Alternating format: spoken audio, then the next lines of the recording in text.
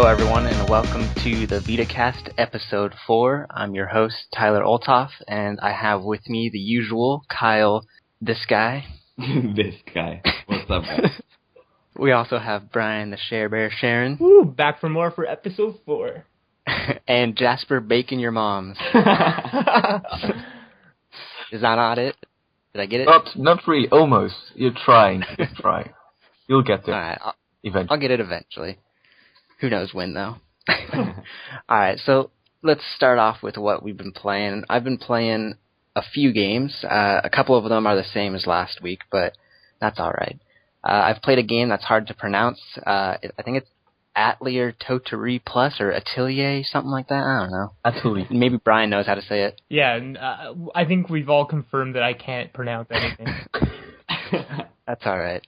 So yeah, I've been playing that. Haven't finished it. I need to. I've had it for forever and haven't really played it that much. I've also played a lot of Killzone still. Still haven't beat the campaign, which I really need to do. Tyler, the game. I know. Okay, I don't want to beat it because I like to have the game there, and I play all the multiplayer, but I just really want to keep that campaign going, so you never know. Anyways, I've also played Castle Storm still playing that. I have like one or two more levels left before I beat that game. Then I've finished my franchise or whatever in FIFA 13, and still playing some Valhalla Knights 3, which Brian has more on that later, so you'll see some of that. And then I haven't played this, but I have Yuki's review of A-Man 2, which he's in the chat like usual, just creeping in there. So this is what he says about A-Man 2, and it's really short, so look for the full review on the VitaLounge.net later. A-Man 2 is a stealth platformer with a fairly high difficulty, charming hand-drawn graphics, and likable characters. The missions are plentiful, the gameplay is fairly solid, and the music is, well, one of the only real drawbacks. All in all, I realized that I suck at those games. So that's his brief overview of A-Man 2. Like I said, check for that on the site, the full review. And up next we have Kyle. What have you been playing? Well, I've been playing some more Ridge Racer, which I'll be reviewing soon, I guess, whenever I get to it. It's actually a pretty good racer and easily one of the best on the Vita, though that's probably because we don't have Gran Turismo. But anyway, I really like how they implemented the drift elements in the game, so I've kind of been digging into that a bit. Also, on the review block, I just finished up all the levels for Angry Birds Star Wars, which I'll be posting the review for quite soon, actually, probably either by the time this podcast comes out or by the nighttime. The game is half decent. I mean, it's Angry Birds, so you know what you're getting. You're flinging birds with a slingshot, and they have like different abilities, and you gotta kill the pigs or whatever, so you know what you're getting there. But they've modified it here so it's space, right? So you get parts where there's no gravity, you get like gravity bubbles, so different like orbits and stuff like that. It's different, it's kind of cool, but I mean, I'd rather be playing Killzone, to be honest, so it's hard to kind of, you know, give it props. Also, yeah. that price tag's a bit, you know, $40 for a $2 Sounds about right. game that you can buy on Android. I'd really rather just play it on my phone, you know. Other than that, it's a decent game. Angry it's probably going to get him. Angry Birds. Yeah, you pretty much know what Angry Birds is if you've ever, you know, touched a phone.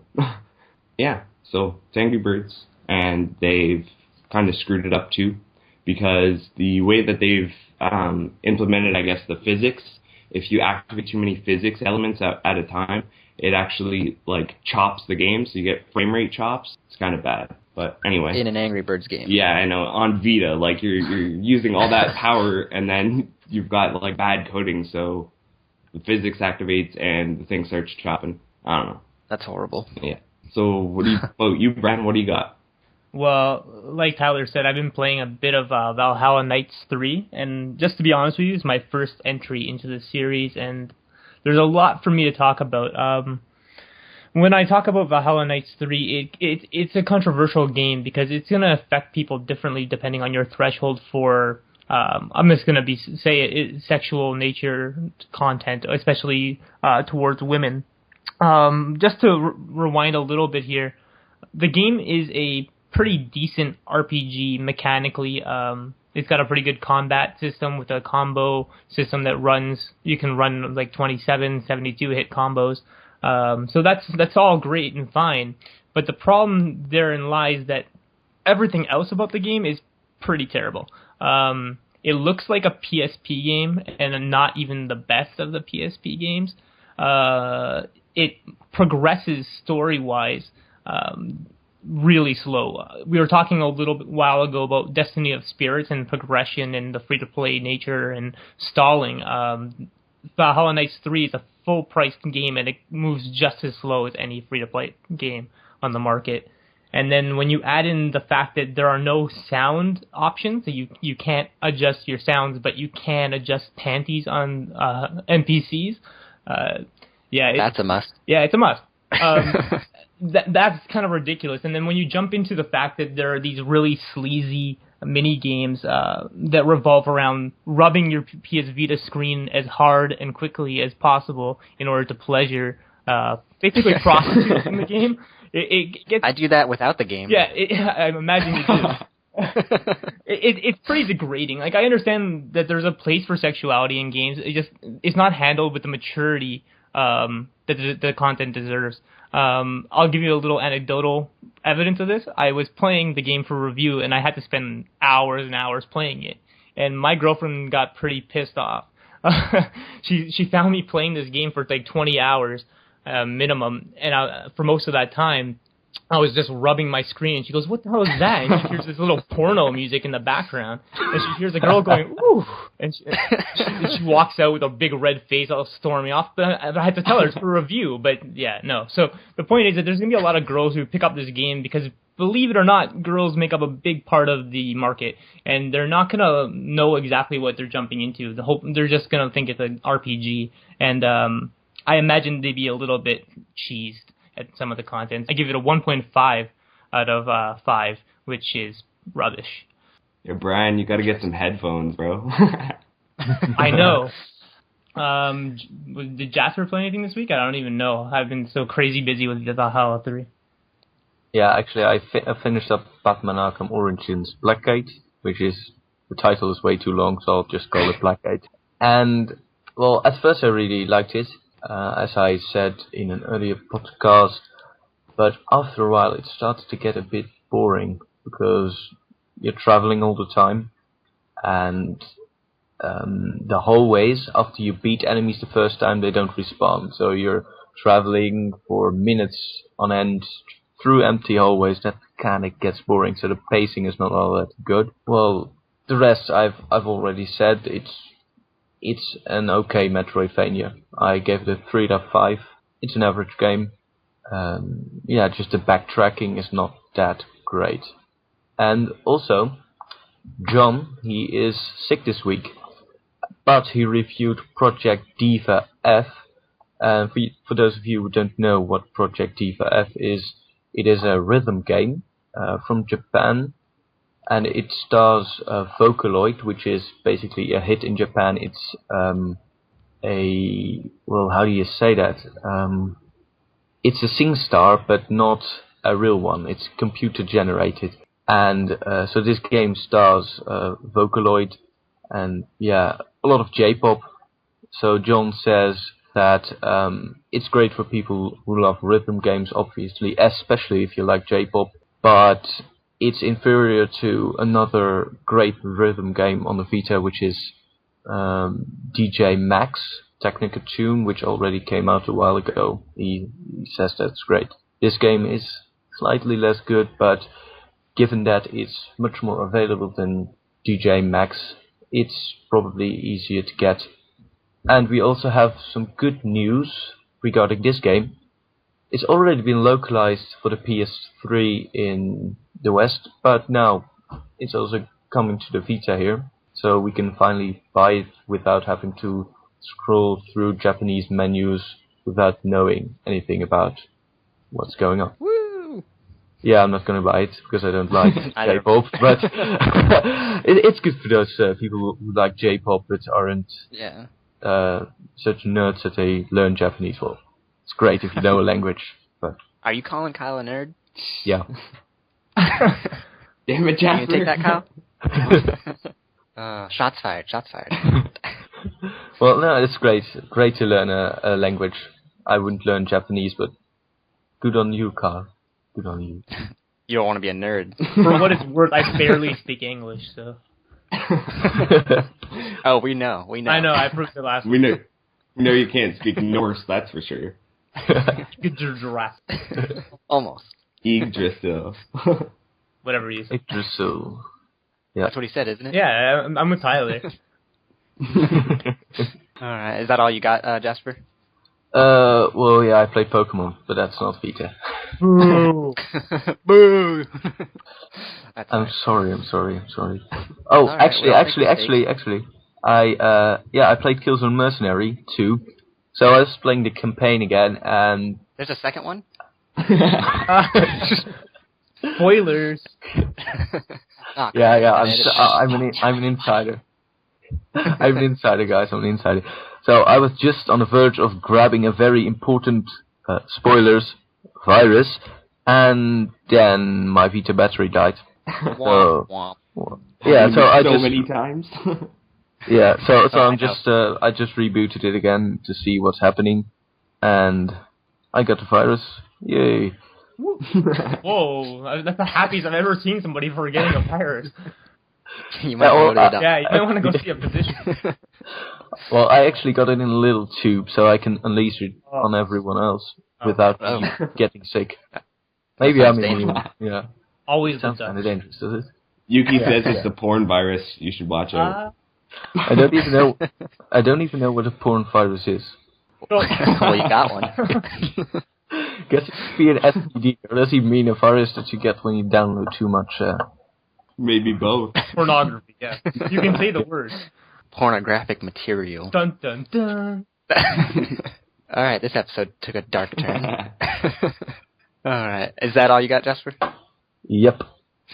Alright, so all our reviews you can check on the VitaLounge.net, so please remember to go there and read the full reviews and what we thought about them. And comment. And comment, yeah. Let us know if you think we're stupid or not. The answer is yes. I'm going to do that right now on Jasper's review. Yeah, we'll wait. Doo-doo. Alright, you done? Okay. Next up, we got new releases. What do we got, Brian? Yeah, speaking of really long titles, Injustice Gods Among Us Ultimate Edition launches today, and that is the supercharged fighting game from DC Comics and Warner Brothers, also known as the NetherRealms DC Comics collaboration, is coming out today, like I said, with 60 new missions, 6 new playable characters, and 30 skins, and is a massive hit for sure for anybody who's a comic book fan and a fighting fan and owns a Vita. So pick that up. Woo! Woo! Yeah. Anything else? Unfortunately, that's all we have. Yeah, that's all we have. It's coming out in Europe like in 2 weeks, I guess. 3 weeks, no, 2 weeks. I think we're all just going to use it to see if Batman could beat Superman. Oh wait, yeah. But can you play as Ben Affleck in that game? I'm not even sure. I don't know if that's confirmed or not. I don't know. Is he We'll one of the look new into 6 it. playable characters? Well, I hope not. Can you play What the Daredevil email, though? As long as they don't use Christian Bale's voice, I'm good. What's wrong with it? Nothing I can't do the voice. Nothing at all is wrong with being Batman. That was very good. Maybe you should be the next Batman. I'd pick a better voice than that. Hey, you never know. Wait till he actually talks, and we'll see how it is. Maybe he's going to be like a I'm not Bostonian Batman. How would that sound, Brian? Do you really want me to do a Bostonian? I really do. I can't. I'm a Canadian guy from Toronto. There's no chance I can do a Bostonian accent. You're the American. I can't do a Boston. Right to pronounce anything again? I'm really far away from Boston, so I can't do that. Oh, yeah, technically I am. Anyways. So that's all we got for new releases? Yep. Alright, so from here, let's throw it to our interview. We have a special guest with us, Tom Jones, the art director of Guerrilla Games Cambridge, talked to us, so take a listen. Shut up. Old. Burn.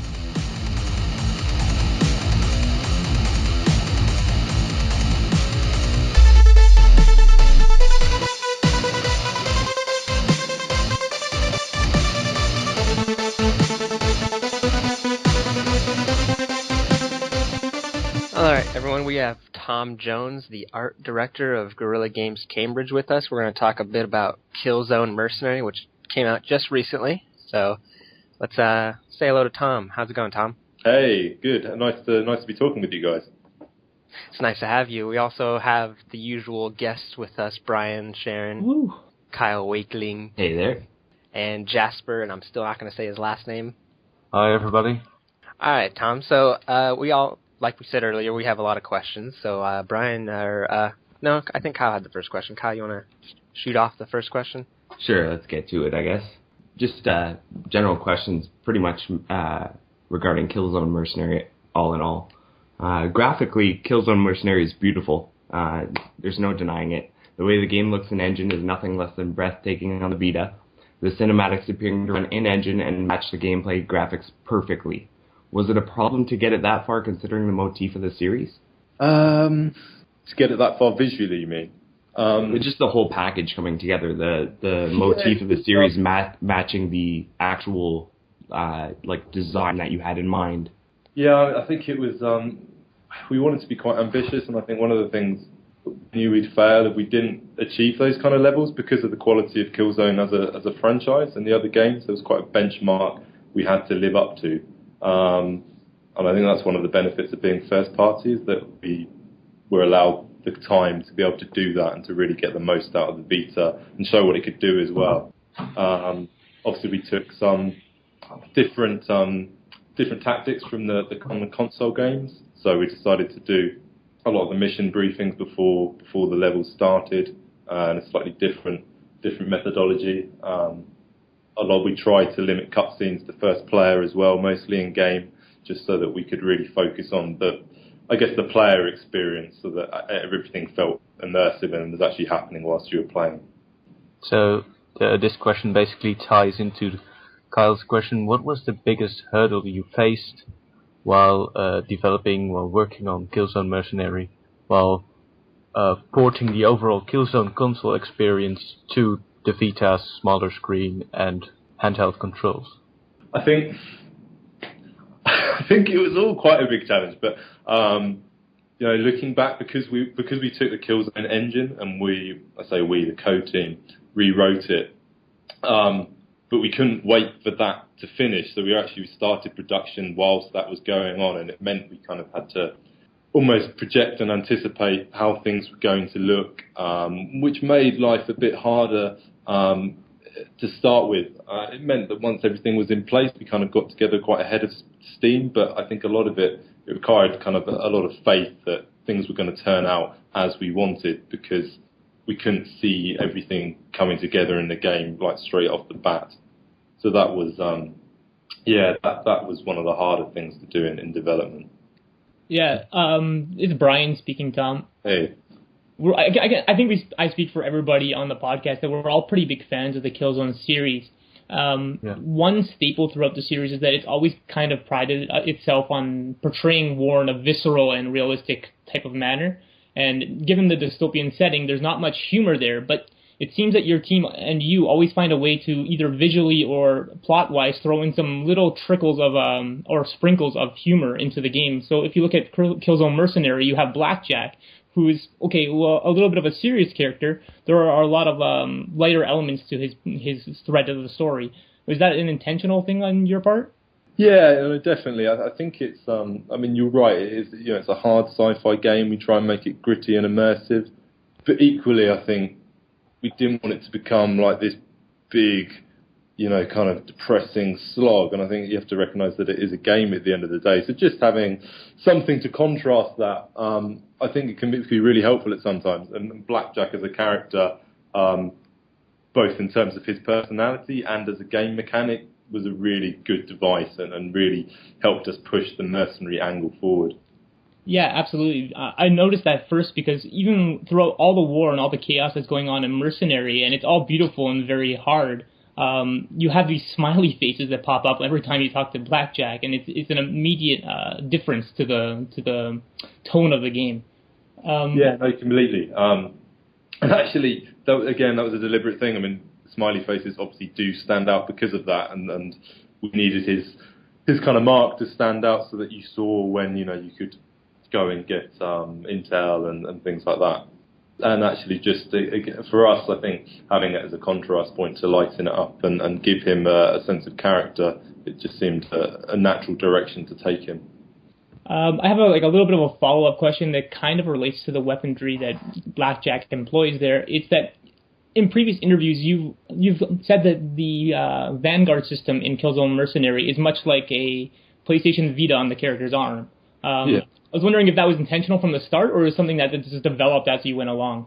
No, that was very much one of our kind of early design pillars. You know, we obviously looked at the touchscreen interface and the different ways to interact with the Vita and what that would give us, and we felt like that would be a very kind of natural link to make. Not too fantasy.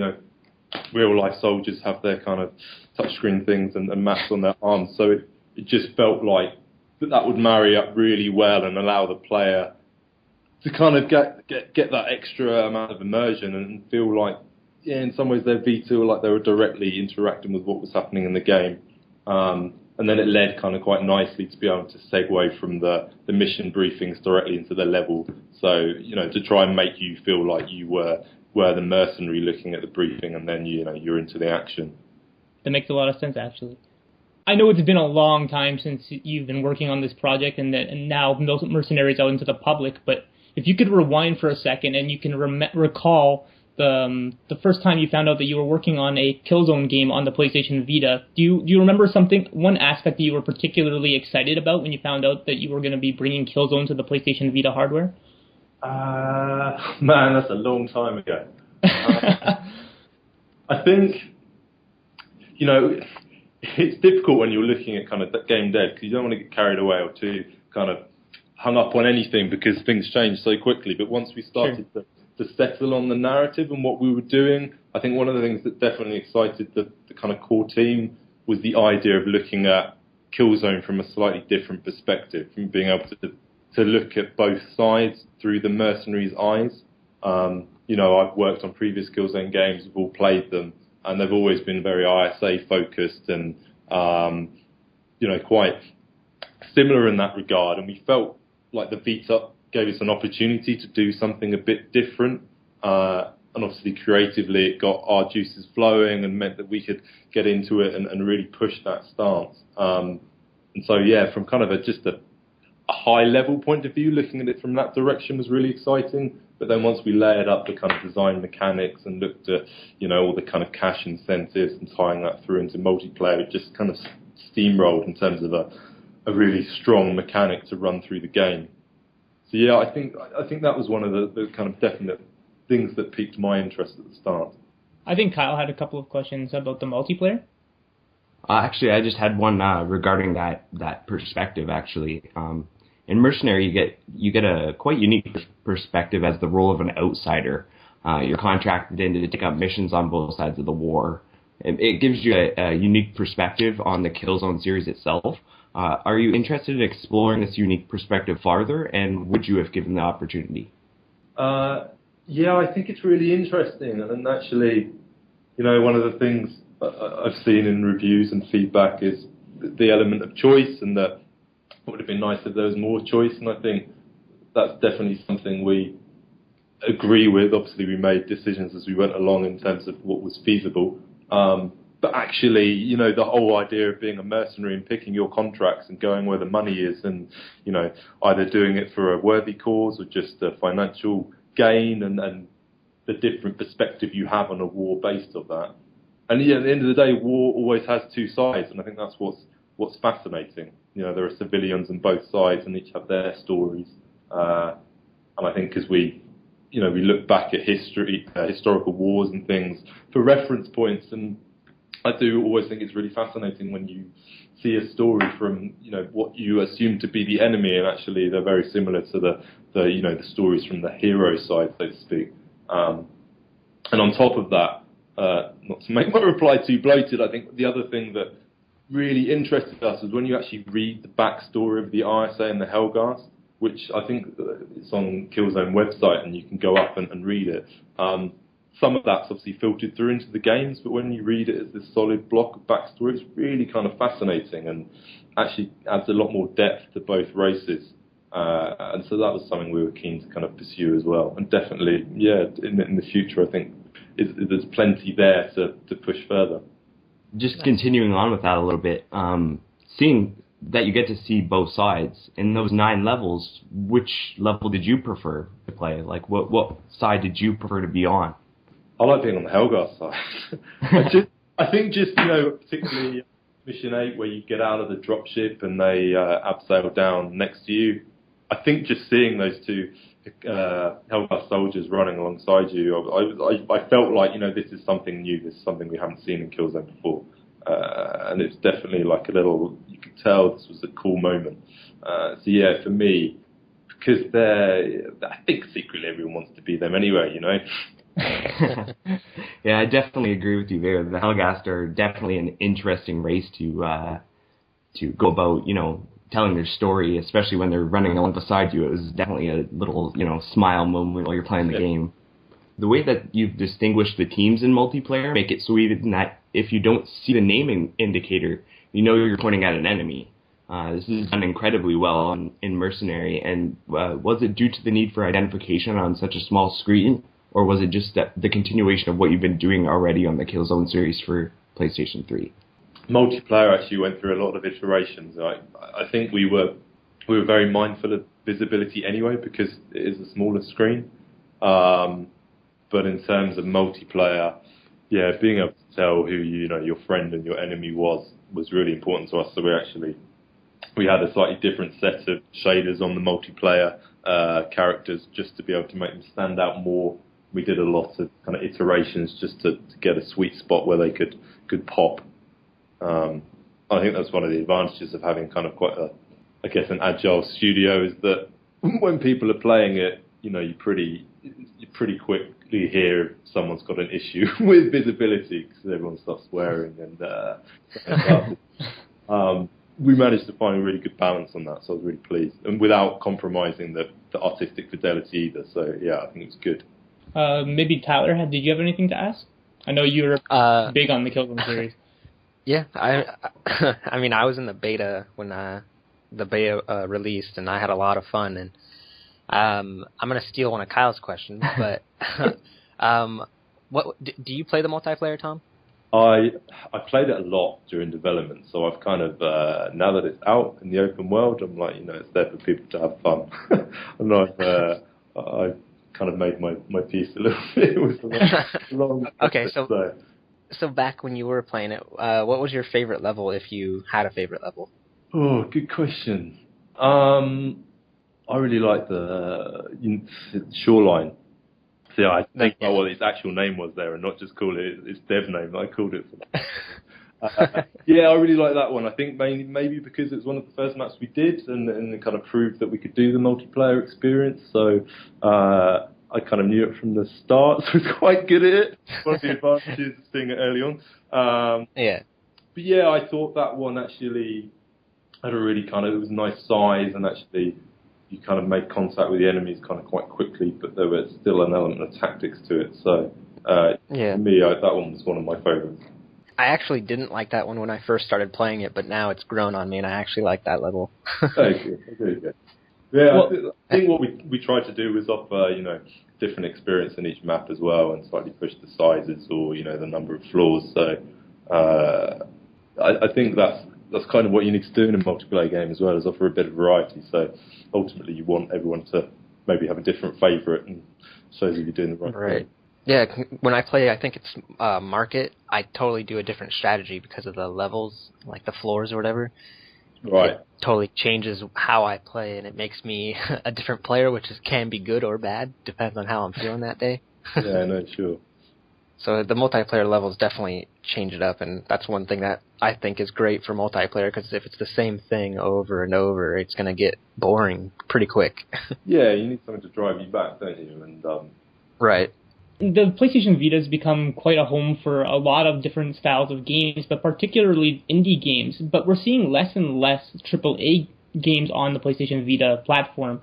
Looking back at Killzone Mercenary, it is one of the premier games on the system, if not the best looking, absolutely the best looking game on the platform. And I'm wondering, looking back on your time with the PlayStation Vita, are you hoping, as somebody who works particularly with art and design, for more games on that platform that push the limits of the hardware graphically?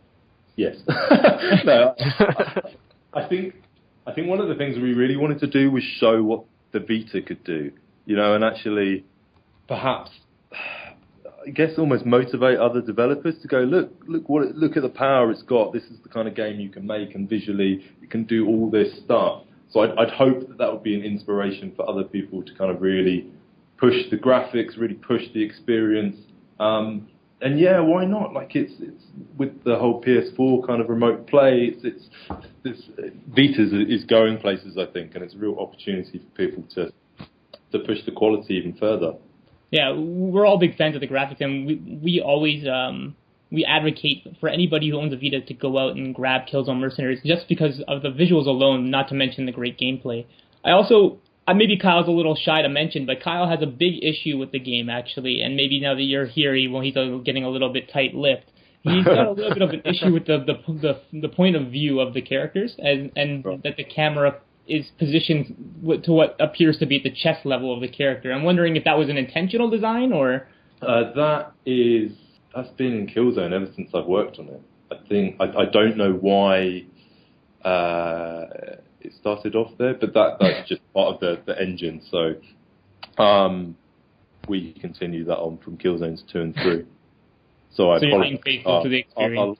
Sorry? You're being faithful to the experience, then. Yeah, quite. That was a better answer. Let's recut that one. Well, it's funny though, because a lot of people say it's a continuation of what was going on in Killzone 2 and 3, but then there's a lot of people who've played Killzone 2 and 3 that come to Mercenary and say that it actually makes them sick because of the field of view. Like playing it makes them feel sick, right? Like I just found that kind of odd, considering the fact that if you play it on like the PlayStation 3 or whatever, you don't have that same feeling, and it's bigger screen, so you really should be more immersed if you're playing it on the TV than you are on your Vita, although people say that handheld games are much more immersive than console games. So yeah, I don't know, it's really hard, that stuff. I don't know if it's something to do with, like, you tend to look down more or something. I don't know. Yeah, it's we try to get the balance right for the gameplay and get the field of view to work with the kind of restrictions we had, but hopefully, for the most part, people are happy. Well, I definitely think it looks a little bit funny because of the way that the field of view is, but after playing it for a little while, I actually prefer it that way. Okay, that's interesting. Fortunately, for me, I deal on the art side, so I can basically wash my hands of all of those decisions anyway. So I have a question that you probably can't answer, but I'm going to throw it at you anyway. Okay, go. Is there any thoughts of DLC? New maps, new guns, anything? Nothing official, but I think watch this space and see. Ooh. Teaser. There you go. Yeah, tantalizing. Before we go, I just wanted to ask, particularly because of your position at Guerrilla Games Cambridge, when you were designing the Mercenaries, was there a particular look you were going for? Because they definitely have a sort of heavy metal skater kind of vibe. Yeah, I was just wondering if you drew on any inspirations for the Mercenaries themselves. Yeah, we kind of wanted to make them feel like they were almost kind of like rock star soldiers, like they had their own identity. I think to try and push them away from being, generic soldiers that were a part of a military organisation. It's like these guys are essentially in it for themselves, in it for money, and so they can actually buy their own gear and wear what clothes they want, and actually they've got a certain amount of arrogance that perhaps they don't wear as much camouflage as normal soldiers and things like that. So it was definitely a deliberate thing to kind of push them into that space a bit more. And we looked at things like Sons of Anarchy and stuff for the kind of character references. That's got some really kind of identifiable kind of cool guys in it. And yeah, so I think it was definite to try and give them their own style and image and identity. Nice. I think that's it for me. Cool. Yeah, that's all I got. Kyle, you get anything else last minute? Nope, I'm satisfied by all I've asked. Sure, there's nothing else you want to get off your chest. Any more? Literally. thanks for joining up with us, Tom. We know you're extremely busy, and we know that it's an extremely busy right now for the Killzone franchise. So thank you for your time. Pleasure. Nice speaking with you guys. Yeah, thanks, Tom. All right, great. Take care, yeah? Take care. You too.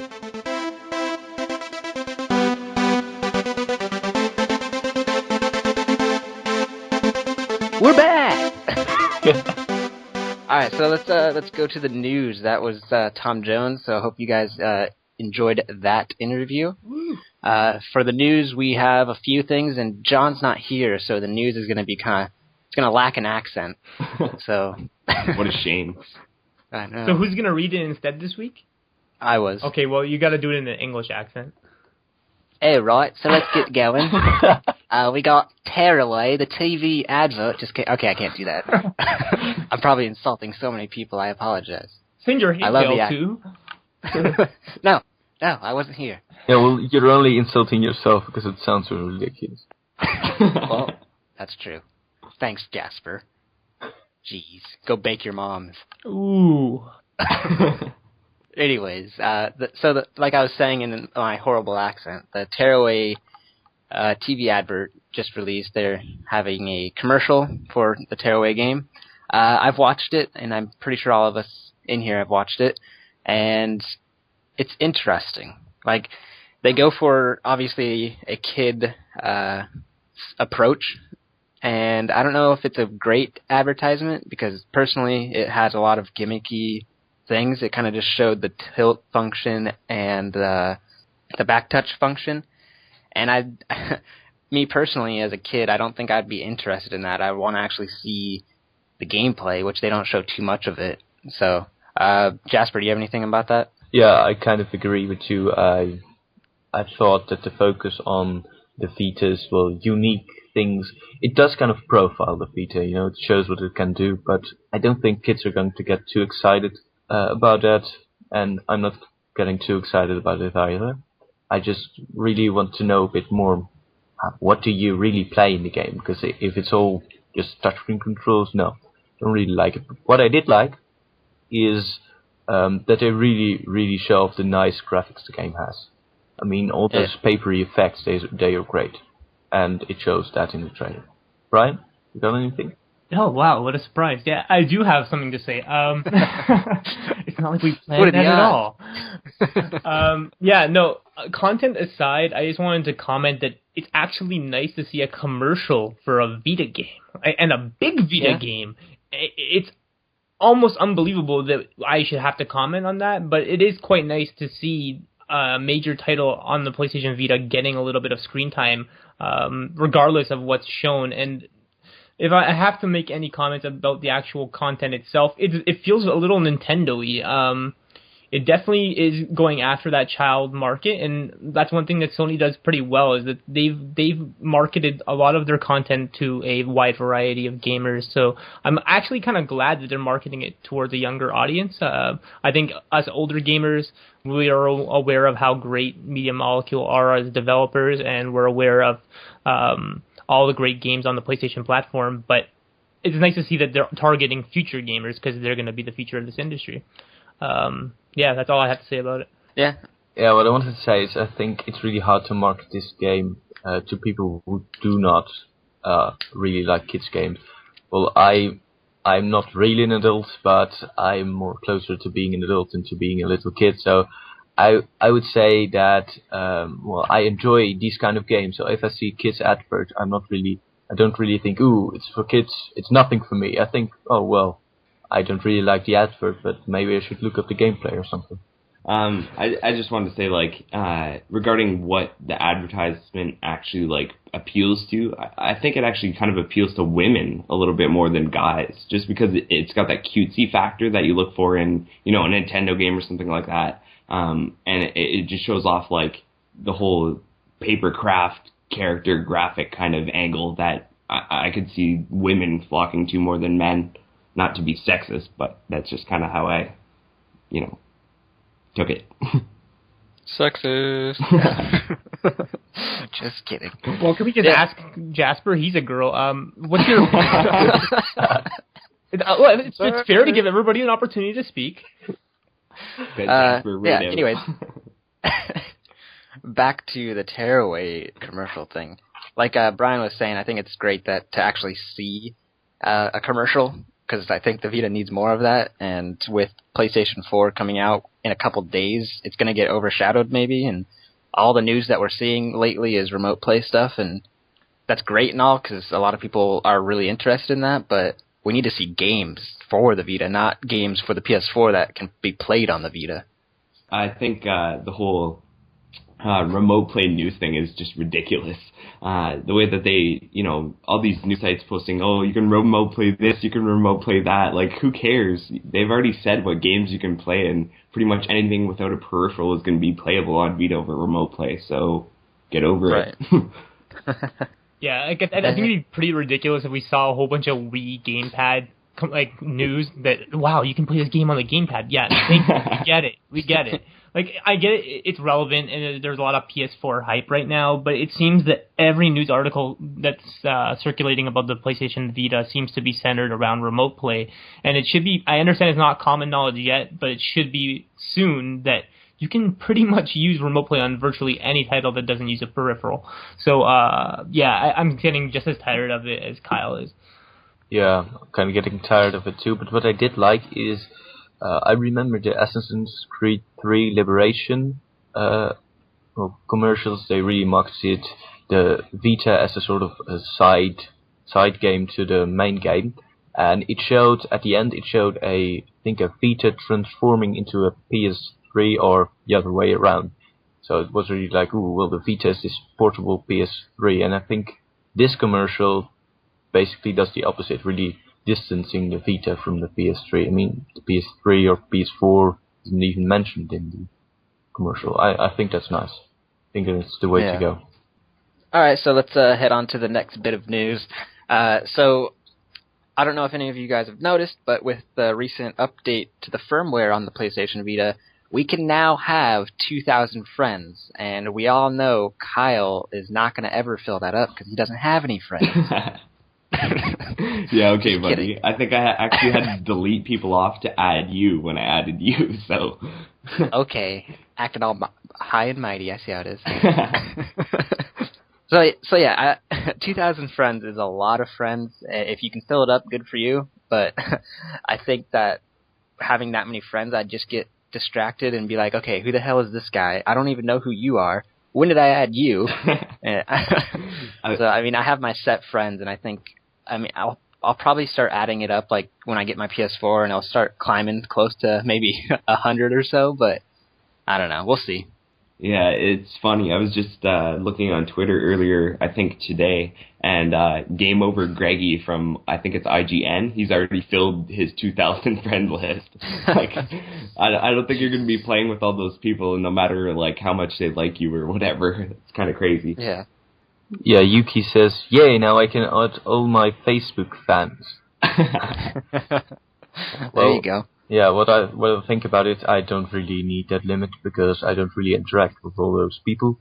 One thing I do think would get kind of annoying is that there's this bug on, I don't know if it's just on my Vita or everyone's Vita, is that in the notifications I've unticked the box which allows notifications for people who come online.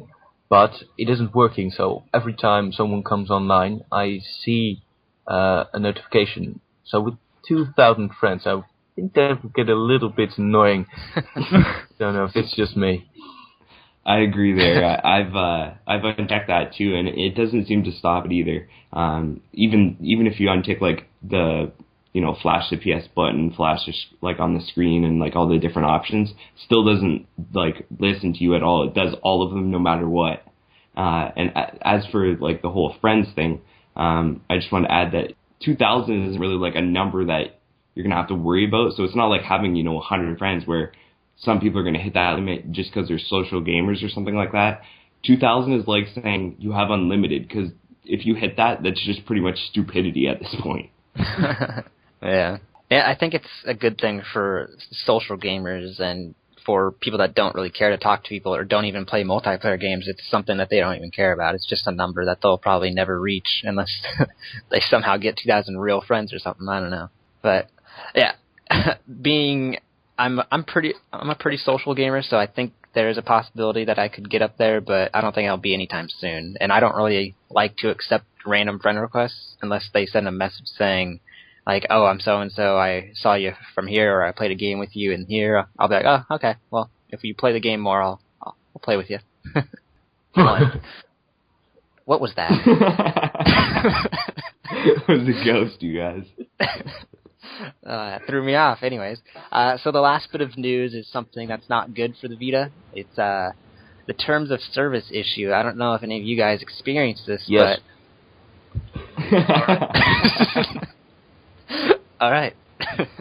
But when the Vita updated to its new firmware, there's issues with connecting to the store and connecting to the friends list, basically just connecting to the PlayStation Network in general.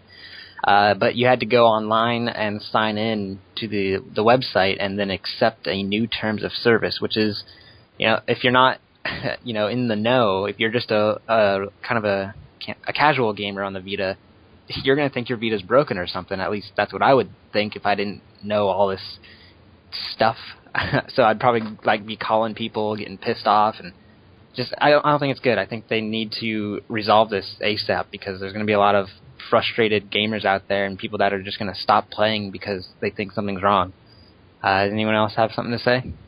Yeah, I just wanted to comment a couple things. First of all, it wasn't directly the 3.0 update that kind of screwed it up. It was actually the terms of service update, which they updated it 2 days after, I think, the 3.0 update came out. So it was because of the 3.0 update, kind of, but not the same time. Right. Right. And the other thing is, I totally agree with the fact that this is just plain stupidity. With me, as I said in the post that I made on the site, at 12 o'clock I signed in to try and buy a game, and it was no, you can't do anything, or you can't sign in and all this stuff on the Sony Entertainment Network. Then I kept getting this site is under maintenance messages, so I thought, oh, the PlayStation Network is down or something. So then I messaged you, and you finally got on at 3 o'clock in the morning, my time. Yeah. And you were like, oh no, it's up and it's working, and I could get on the PlayStation Store or whatever from the Vita. So then we looked into it, and it ended up being that terms of service update. But even us, we're in the know, and that happened. And until we actually sat down and looked and played around a bit, you didn't know that was the issue. You just thought, hey, the network's down, or my Vita's busted, or whatever. Right? It was just kind of crazy. Yeah. Yeah, I actually had the same problem, but I even knew what was going on because I read the news article. I do not stay up until 3 a.m. to try and get my store working, but I don't sleep. It was different.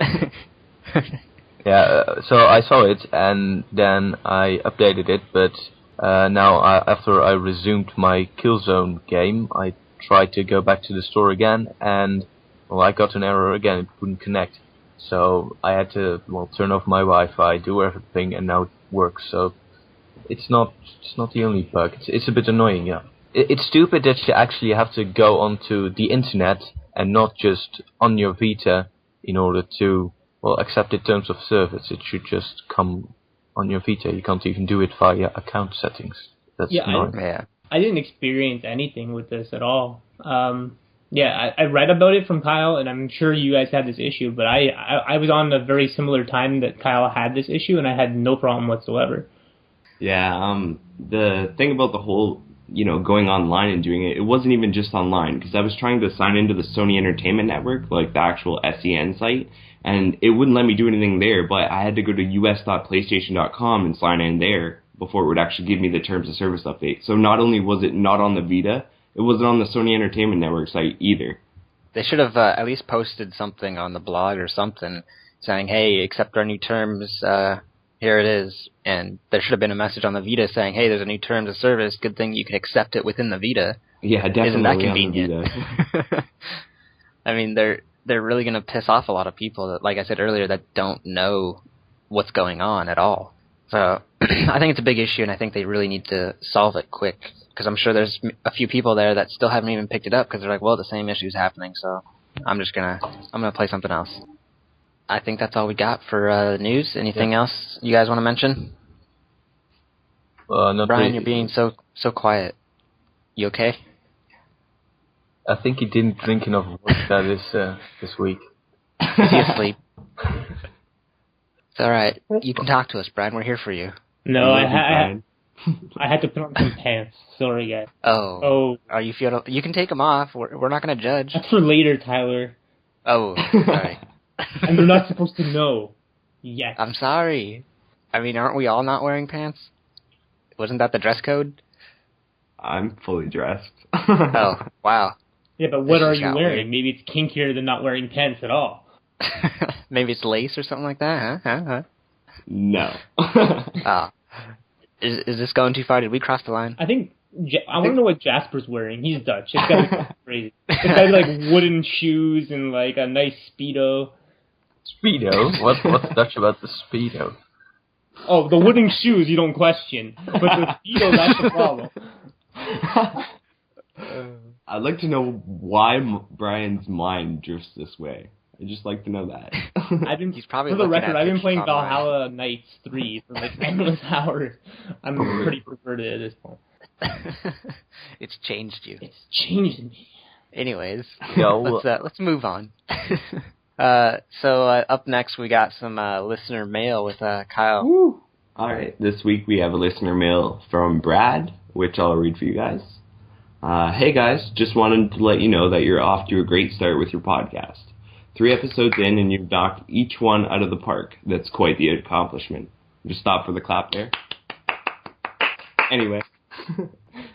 Woo! I also wanted to let you know that you win. You beat me.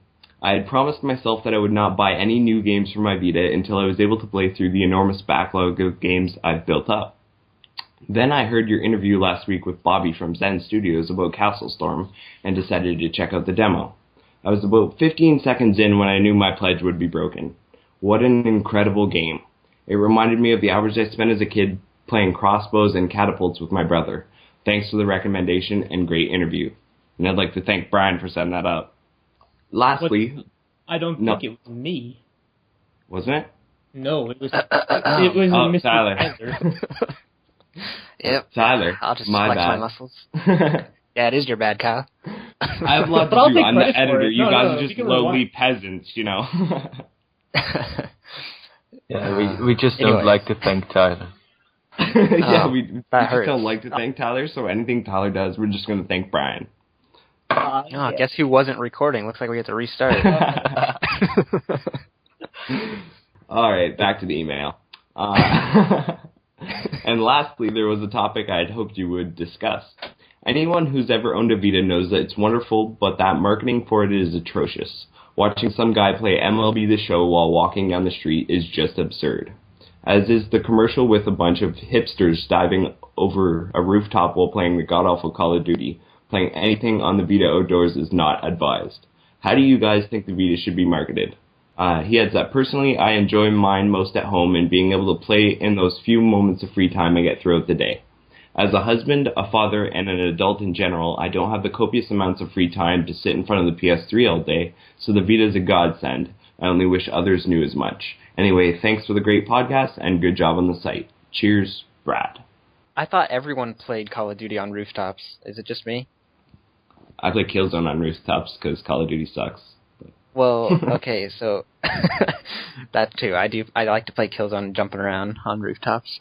But yeah, he makes some good points. The advertisement sometimes isn't very accurate. I mean, they're trying to portray the Vita as a handheld on the go, which the commercials make sense. Like, you do want to have MLB, or let's just pretend it's not Call of Duty and say Killzone on the go walking around, but not many people actually do that. But they're trying to show the idea of, yes, you can take the PS3 experience with you anywhere.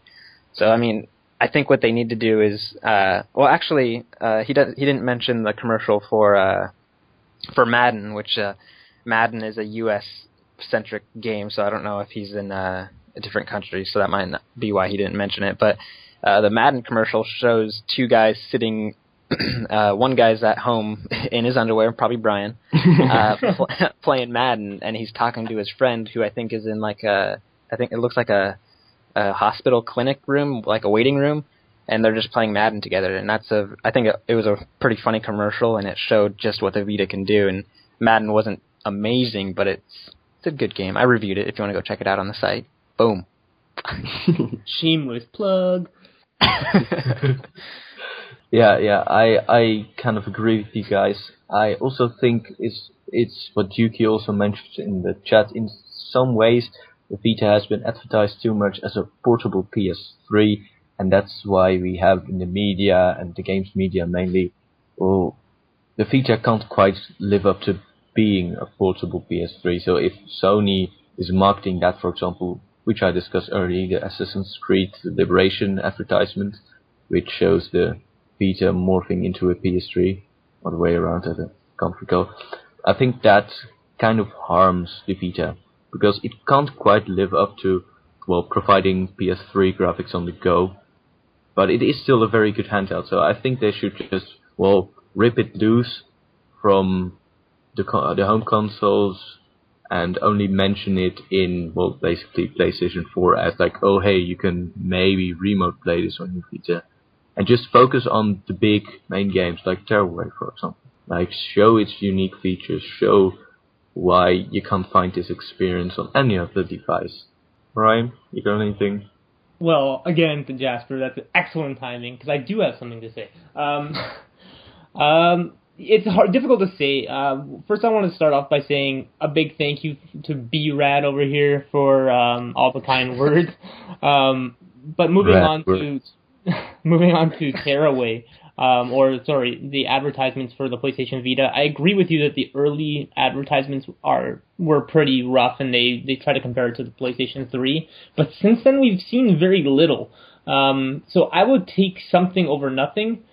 That being said, I don't want to see it go back to the late PSP commercials with the young gentleman, I forget his name, Trevor Jackson, where he was advertising the PSP all the time. Those were pretty terrible in and of themselves.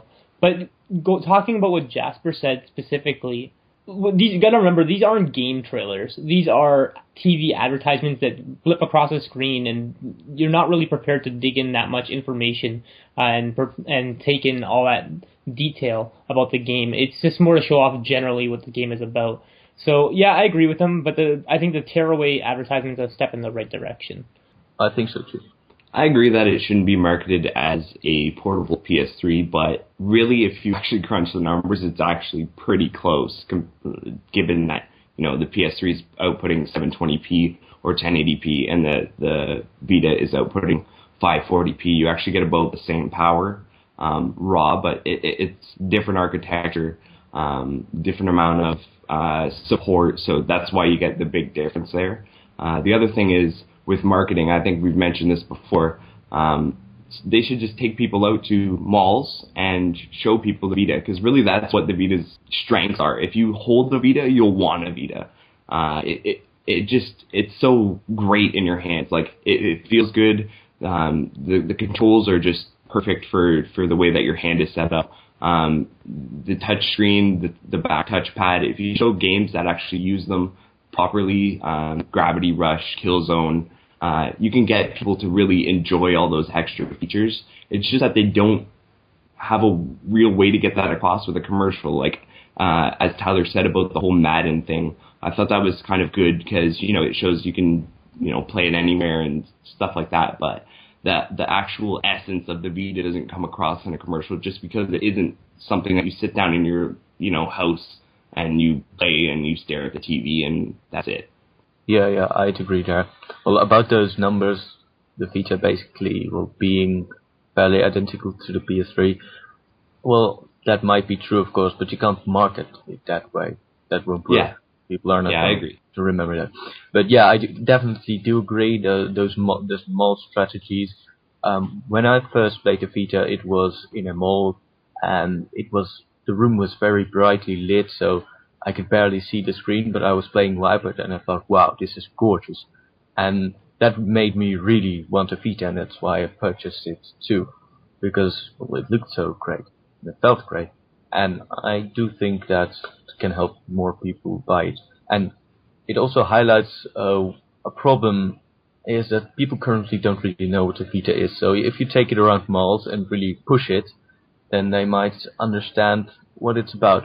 And now I think that I have a very fake hunch, but I think Brian has some more ideas to add to this conversation. 3 times a charm. Yeah, no, I just wanted to chime in that I agree with both you and Kyle.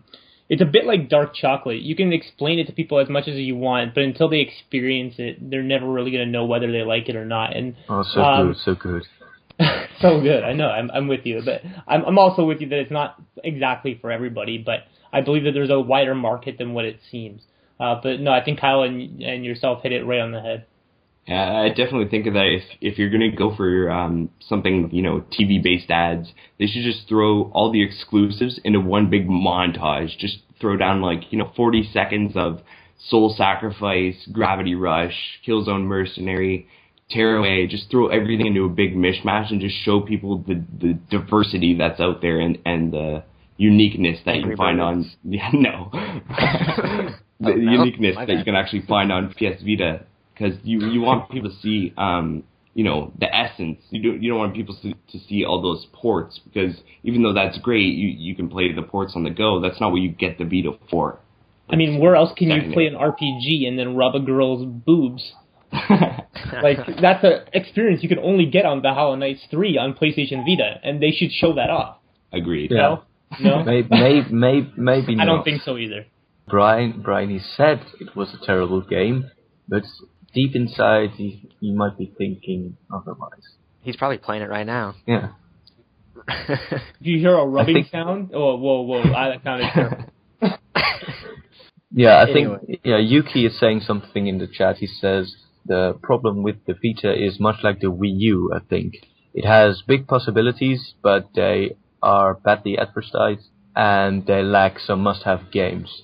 And once someone has it, they will fall in love with it. I think he makes a good point. The Wii U is struggling even harder than the Vita right now. It's selling really poorly. However, I do think that Nintendo does have the advantage of having a few really big system sellers, like Smash Bros., which is coming out next year.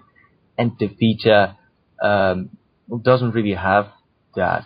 We have had Uncharted, which sold really well, Call of Duty, and Killzone isn't doing too well so far, but we don't really have too much reliable sales data on that. But I do agree that they're both consoles with great possibilities which aren't living up to their full potential yet. Yeah, and Wii U, he says also the Wii U is the problem with the name, that people don't really get confused because they think it's a tablet add-on to the Wii. Yeah. Alright, is that all we have for listener mail? I believe so. Alright, is there anything anyone wants to add to that? Send us more questions. Yes.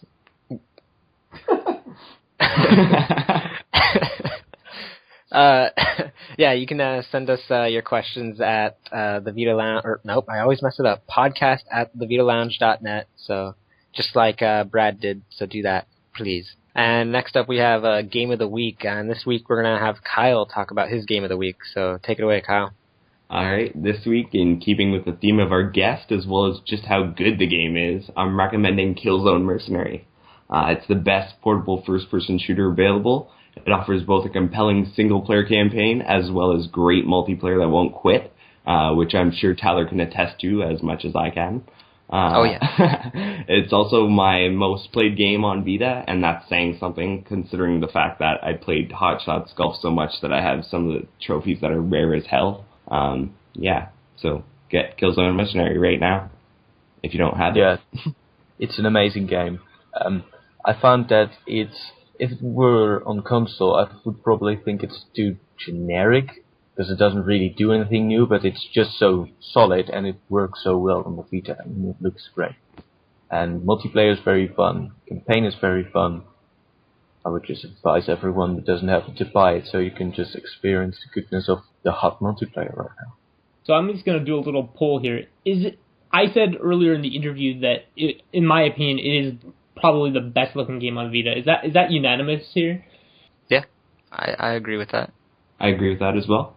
I think Don't ruin prefer... it. Don't. No, I think Well, that's got impressive visuals, but I think I prefer how Rayman Origins and Rayman Legends look, and I also think that Wipeout 2048 has some really great graphics, but Killzone is definitely up there. So I'll just edit that out, guys. So we don't sound like we. Killzone. Just kidding. Yuki wanted to mention in the chat that he prefers Persona 4 Golden, which I don't necessarily agree with, but I'll say it for you anyway. Yeah. Persona 4 Golden is the best game on the PlayStation Vita, in my opinion, but I don't think it looks the best. It looks a bit archaic, yeah. No, it definitely doesn't.